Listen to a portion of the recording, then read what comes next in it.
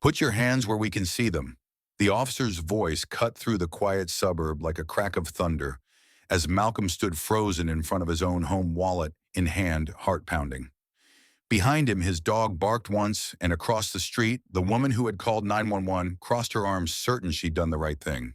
Malcolm Reese wasn't exhausted, just worn in the way that lingers behind your eyes when you've spent 3 straight days pitching software solutions to impatient executives who think innovation happens faster than bandwidth. It was 1:17 p.m. on a Friday when he pulled into the driveway of his one-story home, tucked into a quiet suburb of northeast Fresno. The California sun was heavy but not unbearable, and the only sound on the street was the hum of a lawnmower 2 houses down. As soon as he stepped out of the car, his bulldog Tank let out a muffled bark from behind the front door. Malcolm smiled. "I'm home, big guy," he muttered to himself. He stepped into the cool shadow of his entryway, set down his carry-on, and knelt to greet Tank, who wobbled over like a tank on low suspension, solid, slow, and stubborn. Malcolm scratched behind the dog's ears, then filled a glass with cold brewed tea, grabbed his phone, and stepped out into the backyard. He had waited all week for this. The small patch of grass lined with raised planters, the hummingbird feeder swinging lazily from the pergola, the old-school jazz Stan Getz Dexter, Gordon rolling out of his Bluetooth speaker. He'd built this little sanctuary himself weekend by weekend. No HOA rules about wind chimes, no landlords telling him to keep the music down, just space to breathe. He just set the glass on the patio table when Tank perked up, ears twitching. Malcolm turned toward the wooden fence, in time to see a woman approaching, white, maybe late 50s, wearing oversized sunglasses and one of those clip-on neck fans swaying from a lanyard. She wasn't passing by. She was walking directly toward his backyard fence like she had business there. Malcolm clicked the speaker volume down a notch and stood up. "Afternoon," he said, friendly but neutral. The woman didn't return the greeting. "What exactly are you doing here?" she asked, her tone sharp, almost rehearsed. "This is private property." Malcolm blinked. "Yes, ma'am, it is. I live here." She frowned. "No, you don't." "I know who lives here. A nice older couple, retired." "You're not them." He tilted his head, still trying to wrap his mind around the moment. "I bought this house 2 years ago. I can go inside and show you my ID if that helps." But her hand was already hovering near her phone. "I'm calling the police," she said firmly. "There's a suspicious man in the backyard of 6419 Weldon, possibly armed." Tank barked low and unamused. Malcolm reached down to rest a hand on the dog's collar. "You're seriously calling 911 right now? On me in my own yard? You can explain yourself when the officers get here." She snapped, then turned slightly away to make the call. He could hear fragments of what she said. "Black male. Don't know. Yes, now. He's got a dog, too." Malcolm stood motionless, careful not to do anything that could be twisted. His heart thudded, not in panic, but in that quiet, sinking way that happens when something deeply familiar and deeply wrong is unfolding again. He'd seen this story play out before, just not with him as the headline. Within minutes, the first squad car pulled up to the curb. Then another. Sirens muted but urgent. He could already see neighbors peeking through blinds, opening their front doors just a crack.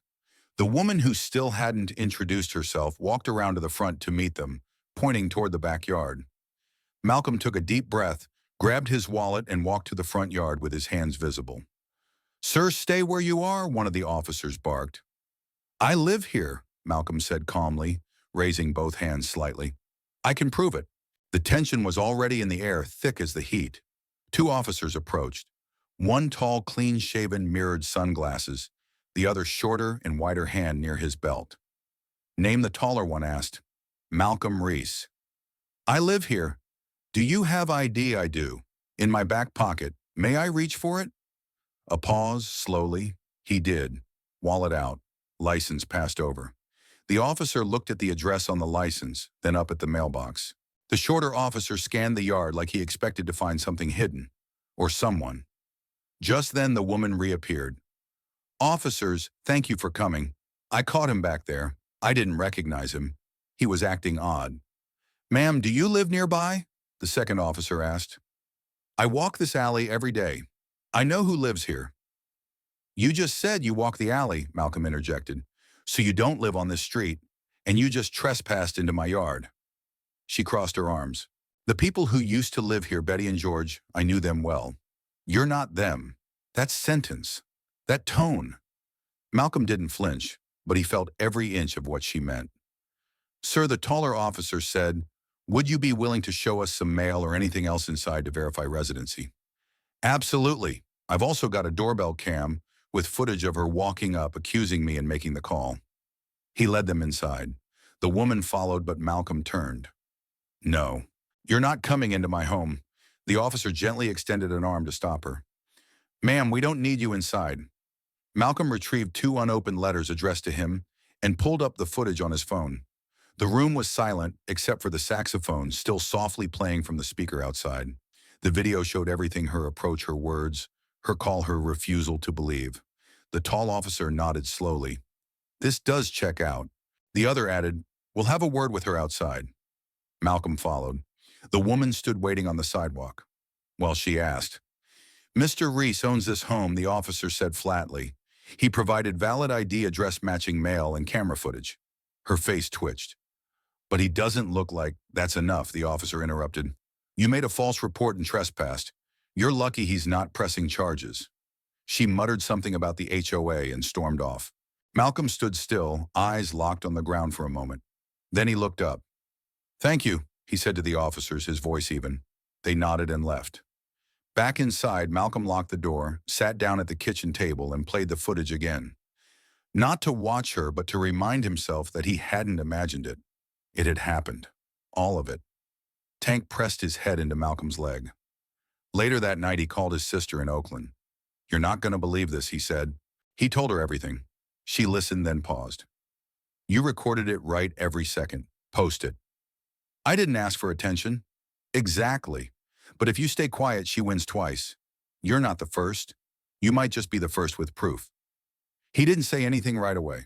By 11 p.m., the footage was uploaded to his Facebook page.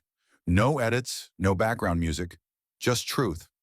Captioned simply, she called the cops to remove me from my own backyard. He turned off the lights, sat in the dark, and waited not for a response, but for the weight in his chest to settle. It didn't. And in the morning, everything would be different. By sunrise, Malcolm's video had already been shared over 200 times. By lunchtime, it was more than 6,000. He didn't include hashtags, didn't ask for shares, didn't even tag anyone. It didn't matter. The footage spoke for itself. Janice Whitmore stepping toward his fence like she owned it, accusing him lying to 911 and watching with conviction as police confronted him in front of his own home. That single post ignited something in the neighborhood and far beyond. Malcolm hadn't slept much. He wasn't checking the numbers, but he was reading the comments, dozens of them pouring in by the hour. Some from friends, others from strangers. Some expressing outrage, others disbelief. A few just quietly said, thank you, but not all the responses were welcome. By Monday, he noticed a chill in the air, not in temperature, but in tone. The neighbor across the street who used to wave when he watered the lawn now kept his blinds closed. The couple 3 houses down crossed to the other side of the sidewalk when he walked Tank. And then there was the flyer. It showed up taped to the community mailbox late Tuesday night, an enlarged still frame from the video. Malcolm's face paused mid-sentence with a thick question mark scrawled across his forehead in Sharpie. No name, no words, just the image. When he saw it the next morning, he stood there for a long minute. Not angry, not shocked, just still. Then he tore it down and walked back to his porch, the paper crumpling softly in his hand. Later that day, a familiar knock came, short, solid. When he opened the door, it was Officer Mendoza, the shorter of the 2 officers from the incident. He didn't come in uniform, just jeans, a windbreaker, and a nervous look that made it clear he wasn't here to defend protocol. Hey, Mendoza said, scratching the back of his head. I just wanted to check in. Malcolm leaned against the frame but didn't invite him inside. You've seen the video? Mendoza nodded. Yeah. I'm not going to pretend it looks good. I can't speak for my partner, but I hate how that played out. You didn't stop it, Malcolm replied evenly. You backed her story without a question. You're right, Mendoza admitted. And that's why I'm here. There's going to be a review of our response. Internal stuff. I don't know how deep it'll go, but it started because of your footage. Malcolm didn't soften. Glad it took a camera to spark concern. Sometimes that's what it takes, Mendoza said. Doesn't mean it should. He paused. Just keep your eyes open. Some folks aren't happy this is getting attention. And then he left. That night, Malcolm received a message request from a woman named Renee, a neighbor he barely knew. Just wanted you to know, she wrote, we've got your back. A few hours later, another message came in from a man named Terrell, a retired Navy medic 2 doors down. I saw what happened. It was wrong. Let me know if you ever need backup at these HOA meetings. People need to speak up. Malcolm hadn't even thought about the upcoming meeting, but sure enough, Wednesday at 6 p.m. he showed up, hoodie jeans, low profile. The rec room was fuller than usual. Janice Whitmore was already seated near the front posture, stiff arms crossed like a general, preparing to defend a battle she thought she'd already won. The board chair opened the floor for discussion. Janice raised her hand immediately. I'd like to address the rumors circulating about me, she began. What I did was out of concern for this neighborhood. I've lived here for over a decade. I didn't recognize the man in that yard. I called law enforcement as a precaution. That's my right. There were a few nods, but also murmurs, and a sharp voice from the back tirals. Precaution, you trespassed. You lied. You didn't ask a question, just made an assumption. That's not concern, it's profiling. Janice turned red. Excuse me. Malcolm stood up, slowly, calmly. The room quieted. You saw me and decided I didn't belong, he said. You didn't say hello, didn't ask a name, just called the police and said I might be armed. That lie could have gotten me killed. Janice looked away.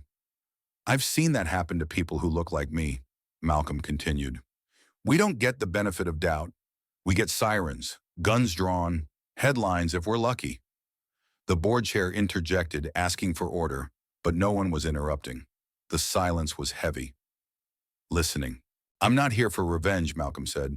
I'm here because silence lets this happen again, and I'm not going to be silent. After a long pause, the board announced they would be discussing formal consequences for Janice's actions. The meeting adjourned shortly after. Outside in the parking lot, a young couple approached Malcolm. We've lived here 6 years, the woman said. We saw the patrol cars that day. We didn't come out. We should have. Malcolm gave a small nod. Thank you. The man added, if you ever want to speak at the local high school, I teach civics. They need to hear real stories, not just hypotheticals. Malcolm didn't answer right away, but the idea stuck. That weekend, he stood in front of a room full of high school seniors, hands in his pockets. No script, no prepared speech. I'm not an activist, he told them. I'm just a man who wanted to listen to music in his backyard. He told them what happened, showed them the footage, answered their questions. One student raised his hand. Do you think she really believed you didn't live there, Malcolm thought. I think she believed what made her feel in control. Another asked, what would have happened if you didn't have a camera? He didn't answer, because the truth was, he didn't know.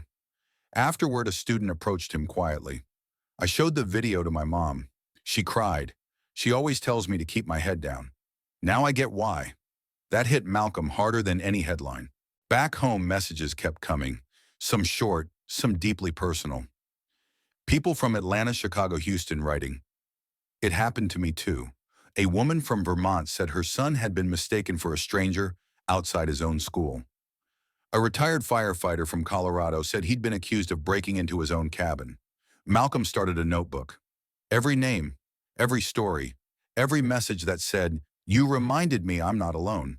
But not everything changed. He still felt eyes on him at the grocery store. Still noticed conversations pause when he walked into the community gym. Still got silence from the house across the alley, Janice's. She never apologized, never knocked on his door, but her absence said enough, and Malcolm had stopped waiting for her to get it. He was learning that healing didn't need her permission, that quiet could be used for hiding, but also for building.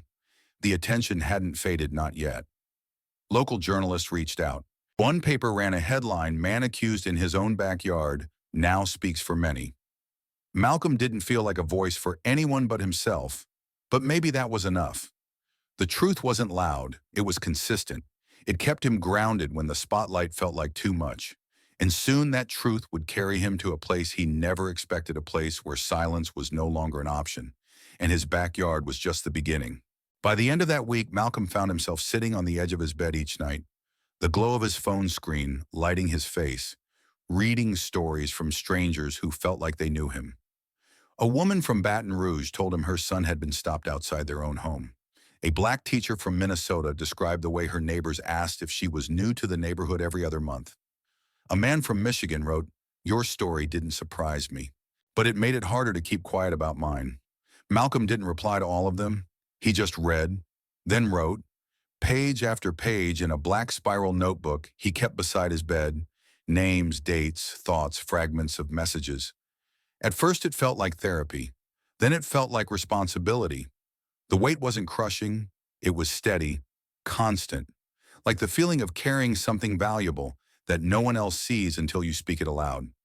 That's what made him say yes to the forum.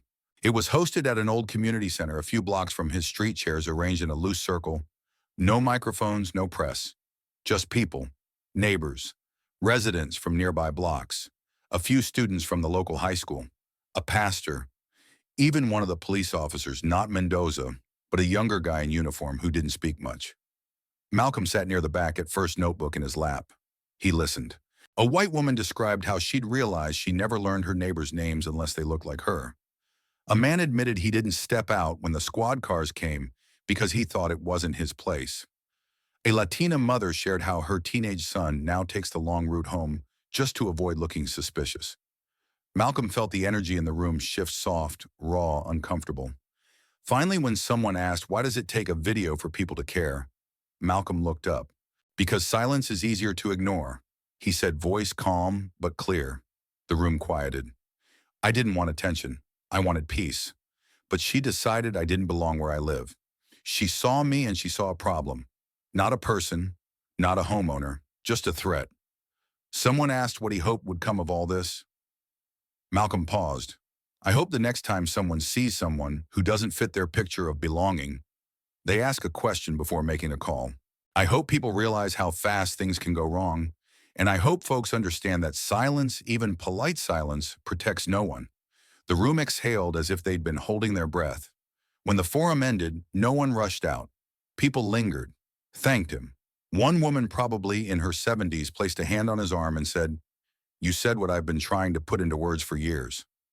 That night, Malcolm sat in his backyard again. Tank snored beside him, one paw twitching in sleep. The string lights overhead buzzed quietly. He opened his notebook, added a date, and began another entry. Community Forum, 32 people. Most stayed after, no shouting, just listening. Something is shifting, slowly, but real. 2 days later, he received a notice from the HOA. Janice Whitmore had officially resigned from her seat. No apology, no explanation. Just a statement that she was stepping away due to recent events. Malcolm didn't celebrate. He just folded the letter and slipped it into the notebook. The change wasn't in her leaving, it was in people finally asking why she stayed so long without anyone questioning her behavior. A few days later, Malcolm got a call from Kendra Dorsey, the director of a local housing justice nonprofit. She'd seen the video, read the story, and asked if he'd be interested in helping organize monthly community listening sessions. Nothing formal, she said. Just space to keep this going, to make sure the conversation doesn't die when the headlines move on. Malcolm said yes before he could second-guess himself. The first meeting was small, 12 people, some familiar faces from the forum, some new, but it was real, and it was consistent. By the third month, they were averaging 30 attendees. Malcolm didn't lead the meetings. He just showed up, listened, and spoke when it felt right. That was enough. That was the point. Meanwhile, he kept recording. Not for social media, just for himself. One evening, he set up his phone on the patio table and hit record. "Hey," he said into the camera. "I'm not here to rehash everything. I just want to document how this has felt, how it still feels." He paused. "Most days, I still walk Tank and wonder if someone's watching. I still think about the first cop who shouted at me before he asked a single question. But I also think about the high school student who said my story made her talk to her dad differently. And I think about the guy from Philly who said he finally spoke up at his job because of what happened here. That matters." He saved the video to his hard drive. No upload, no caption, just truth. Janice never reached out, never said a word. But Malcolm didn't need her apology to feel complete. He wasn't looking for her to change. He was looking to stop pretending he hadn't. One quiet Sunday, he received an email from a local college professor who had shown the forum clip to a sociology class. A student had written a paper called "When Belonging Has to Be Proved." Malcolm read it twice, so it didn't quote him. It didn't even use his name. But it captured everything. That's when he knew the story had moved beyond him. That weekend, while scrolling through his phone, Malcolm saw a photo someone had posted in the community Facebook group. It was of the community board near the mailboxes. Someone had tacked up a new flyer. Not a threat, not vandalism, just bold black letters that read, "We see you, you belong, and we're listening." No signature, no fanfare. But it hit him harder than anything else. He stood on the sidewalk for a long time, just staring at it. That evening, as the sun dipped below the fence line, Malcolm grabbed a new notebook. Clean cover, fresh pages. On the first page, he wrote, "This isn't over, but it's begun." Then he leaned back in his chair, the same one from that first afternoon, the same jazz speaker humming low, and let the moment settle around him. He didn't feel victorious. He didn't feel finished. But he felt seen. And for now, that was enough. Because sometimes change doesn't announce itself. It starts in quiet backyards with tired voices brave enough to speak. And that's where this chapter ends, but not the story. Not even close. The story of Malcolm Reese reminds us that even in 2025, the fight for dignity, fairness, and visibility in one's own community is far from over. What happened to Malcolm wasn't a rare incident. It was a reflection of something deeply rooted and quietly harmful, the tendency to judge others based on assumptions instead of truth, to react out of fear instead of understanding. The lesson is simple but powerful. Before you make a call, ask a question. Before you jump to conclusions, consider the consequences. Before you decide someone doesn't belong, remember that you might be standing in the way of their peace, their safety, and their humanity. Malcolm didn't ask to become a symbol. He didn't set out to change policy or spark dialogue across the country. All he wanted was a quiet afternoon in his backyard with his dog and some jazz. But when someone tried to erase his presence, he chose not to be silent. And that choice to speak the truth calmly, to share the footage, to keep showing up created ripples. Not just in his neighborhood, but in classrooms, forums, and living rooms around the nation. To those listening today, we encourage you, be the neighbor who listens before judging. Be the friend who asks questions others are afraid to. Be the voice that breaks the silence, especially when it's easiest to stay quiet. Justice isn't just a courtroom verdict or a viral moment. It's often the slow, quiet work of standing firm, telling the truth, and showing others how to see again. To those who have ever felt unseen, unheard, or unjustly questioned, you are not alone. Your story matters. And when you're ready to share it, someone will be listening. From all of us here at US Instructive Stories, thank you for spending time with this story. Thank you for opening your heart, your ears, and your mind.